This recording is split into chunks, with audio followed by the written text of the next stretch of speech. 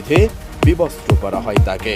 খুনের পর সেই ছবি ও ভিডিও আখতারুজ্জামান শাহীন সহ পাঠানো হয় আরও কয়েকজন নেতার কাছে। এমন একটি ছবি ও ভিডিও এসেছে এটিএন নিউজের হাতেও। ভিডিওতে দেখা গেছে কসাই জিহাদ স্বীকারোক্তি দিয়ে জানাচ্ছেন বালিশ চাপা দিয়ে এমপি আনারকে হত্যা করার পর ওই ফ্ল্যাটের বাথরুমে কিভাবে তার মরদেহ টুকরো টুকরো করে ফ্ল্যাশ করা হয়। হত্যার পর আনারকে বেঁধে রাখার চিত্র প্রকাশ পেয়েছে এই স্থিরচিত্রে। গোয়েন্দা সূত্রে জানা যায়, অজ্ঞান করার রাসায়নিক ক্লোরোফর্ম দিয়ে অচেতন করে আনারকে বালিশ চাপা দিয়ে নির্মমভাবে হত্যা করা হয়। হত্যা করেই ক্ষান্ত হননি খুনিরা। আনারকে চেয়ারে বসিয়ে তার হাত ও পা শক্ত করে বাঁধা হয়।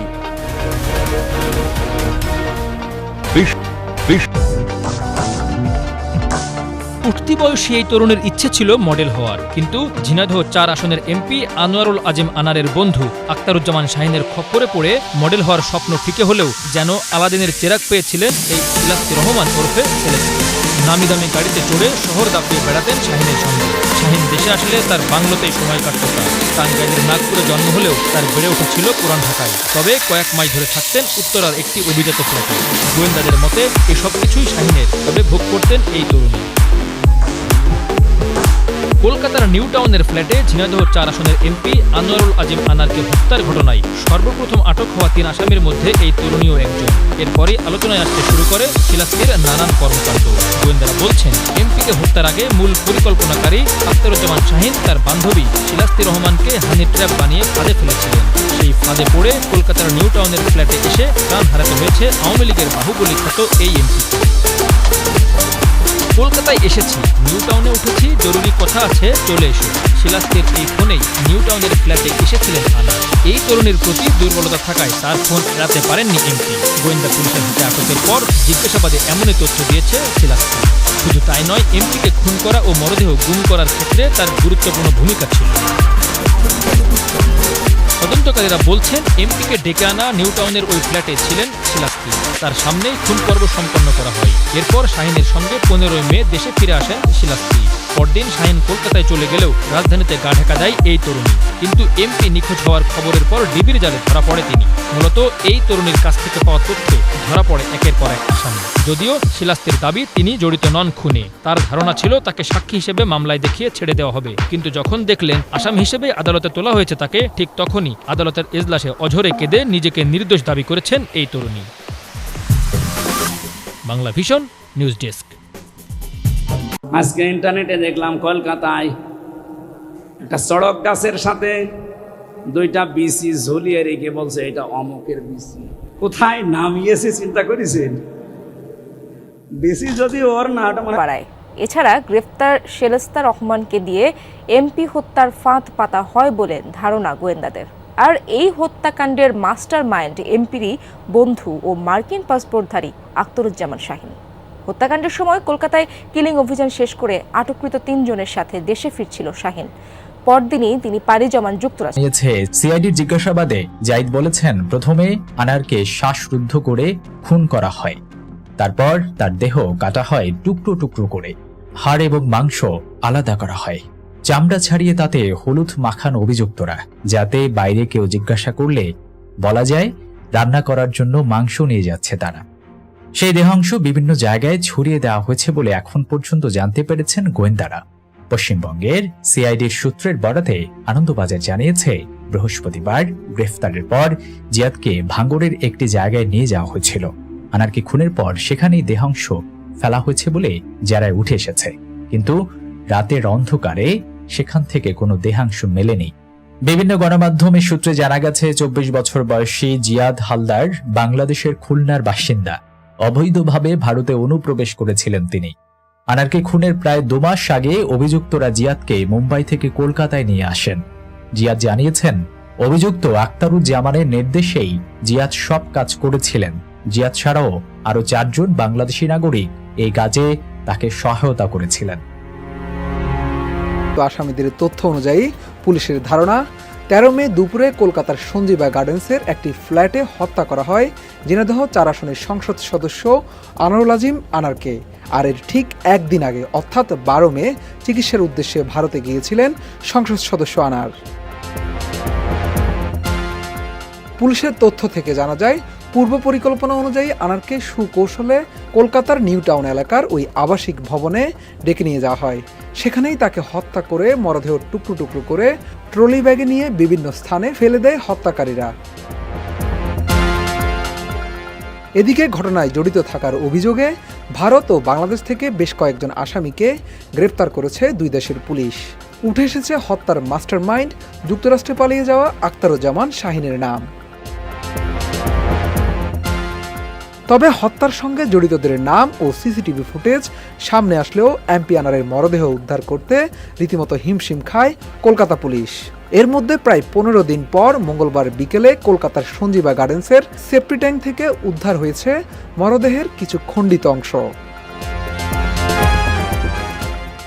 জানা যায়, সঞ্জীবা গার্ডেন্সের যে ফ্ল্যাটে আনারকে হত্যা করা হয় সেই ভবনের টয়লেটের সেফটি ট্যাঙ্কে তল্লাশি চালিয়ে ও সুয়ারেজ পাইপ ভেঙে এই মাংসগুলো উদ্ধার করা হয়। তবে প্রায় 4 কেজি ওজনের এসব মাংসের খণ্ডাংশ এমপি আনোয়ারের কিনা তা নিশ্চিত করতে পারেনি পুলিশ। কলকাতা পুলিশের একাধিক কর্মকর্তা ভারতীয় গণমাধ্যমকে জানান, উদ্ধার হওয়া মাংসগুলো এমপি আনোয়ারের কিনা তা দেখতে ফরেনসিক ল্যাবে নেওয়া হবে। ডিএনএ পরীক্ষা শেষে তারা নিশ্চিত করে তথ্য দিতে পারবেন। প্রত্যক্ষদর্শী ও আবাসনের সুয়ারেজ সিস্টেমের কর্মী সিদ্ধেশ্বর মণ্ডল জানান, একটি কাঁচের জারে লবণ মিশ্রিত পানিতে মাংসগুলি রাখা হয়েছে। মাংসের টুকরোগুলো অনেকটা পাকোড়ার মতো হয়ে গেছে বলেও জানান তিনি।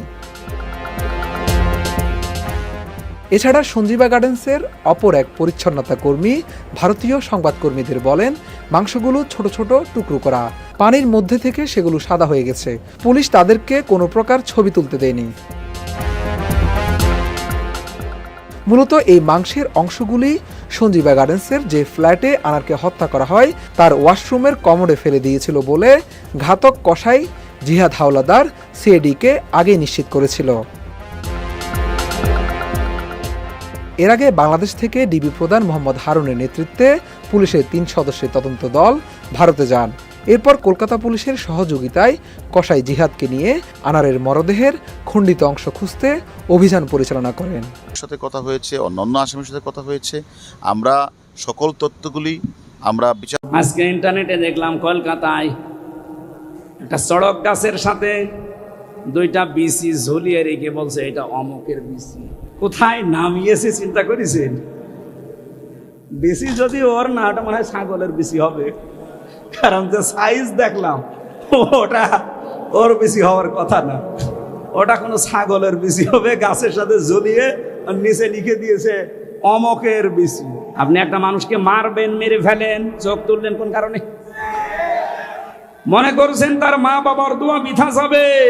কখনো না, কারণ মায়ের দোয়া আর বাবার দোয়া আরো সে চলে যায়। তার মায়ের ওই কান্না আমি ওই বছরে শুনেছিলাম, বাবার আফসোস দেখেছিলাম। বারবার মা বাবা বলছিল আমার ছেলেকে তোরা মারবি, মেরে ফেল, কিন্তু আমার ছেলেটা চোখ তুলি নিলি কোন কারণে? আমার মনে হয় মা বাবা তাহাজ্জুদের পাটিতে বসে আল্লাহর দরবারে বিচার দিয়ে ফেলেছিল।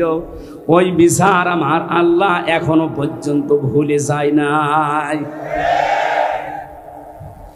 আপনি তার 1 চোখ তুলেছিলেন, 2 চোখ তুলেছিলেন, আপনাকে আল্লাহ এত টুকরা টুকরা করে দুনিয়া থেকে বিদায় দিয়েছে যে জানাজা পড়ানোর জন্য একটা টুকরা এখন পাওয়া যাচ্ছে না।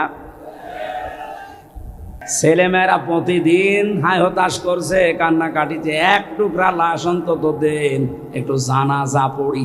অনেকে চেয়ার পাওয়ার পর এই 15 বছরে এত জমির এত টাকার মালিক হয়েছে সে নিজেও জানে না। বাকি দুনিয়াতে আল্লাহ এমন একটা চরম শাস্তির ভেতরে আপনাকে ফেলবে যেটা দেখে দুনিয়া আটকে উঠবে, যেটা ঝিনাইদহের একজনের ব্যাপারে আমরা দেখলাম।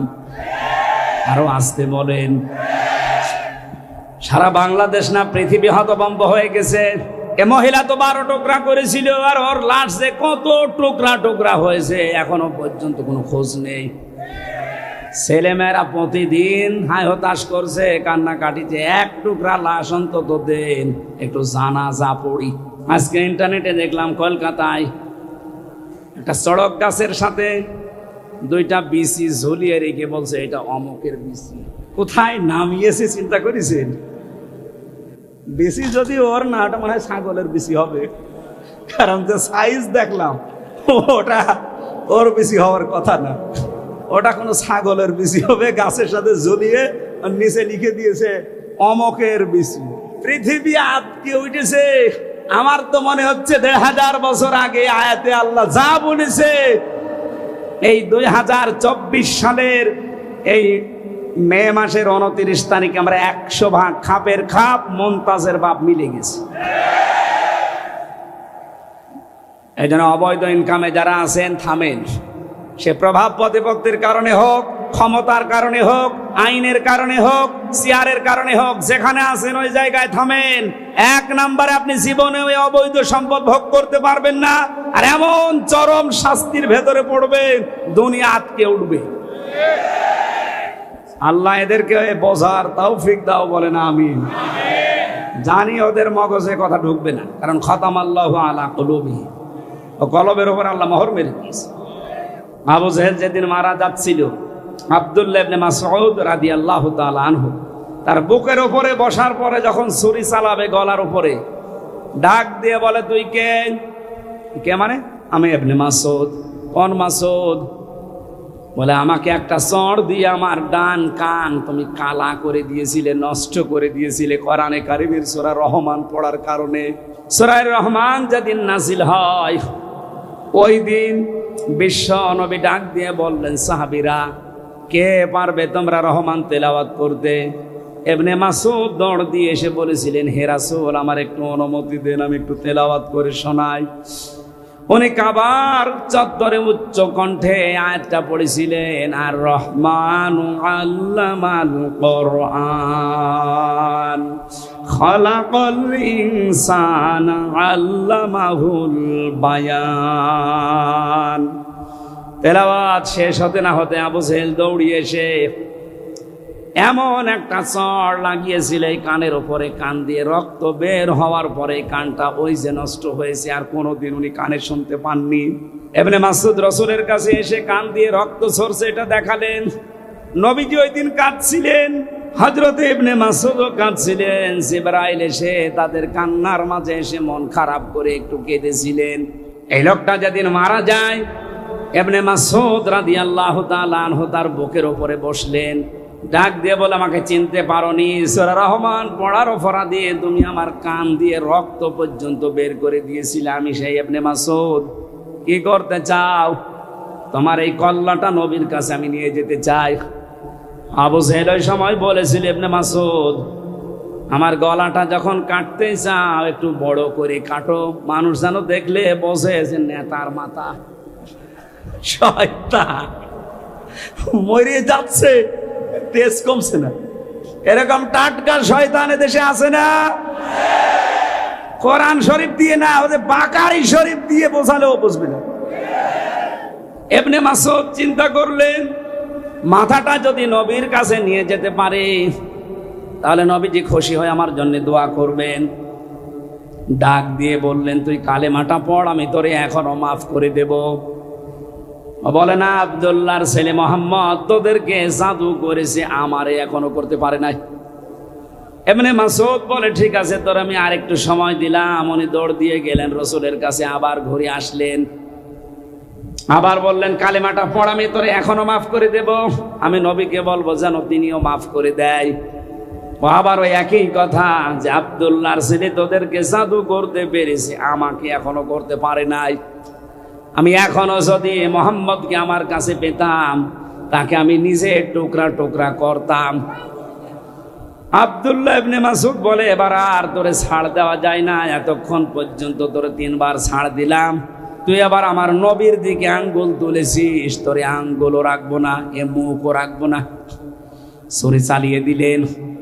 ও বলেছিল মাথাটা বড় করে কাটতে, ওর বিপরীতটা করে মাথা ছোট করে কাটলেন এই থুতনির নিচ দিয়ে। মাথাটা আলাদা হয়ে পড়ে আছে। চিন্তা করলেন নিয়ে যাই, তোলার চেষ্টা করলেন, দেখেন না, নড়ে না। তরবারি ছিল যেটা, কানের একদিকে ছিদ্র করলেন, এক কানের ভেতরে ছিদ্রি করে রশি ঢুকিয়ে প্যাঁচ দিয়ে বেঁধে আর এক আগা দিয়ে টান দিলেন। দেখে না, মাথা নড়ে না। চিন্তা করলেন এ শয়তানের মাথায় এত ভারী হয়ে গেল কি করে। আমি একটা যুবক মানুষ, এত চেষ্টা করি মাথা নড়ানোর, কিন্তু নড়ে না।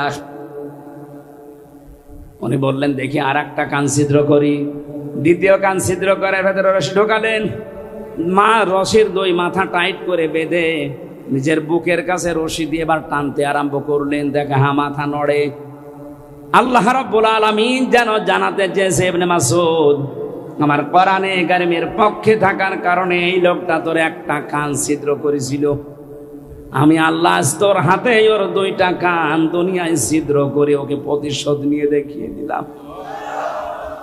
আমার তো মনে হচ্ছে বাংলাদেশে অনেকের উপরে আমার আল্লাহ প্রতিশোধ আরম্ভ করে দিয়েছে।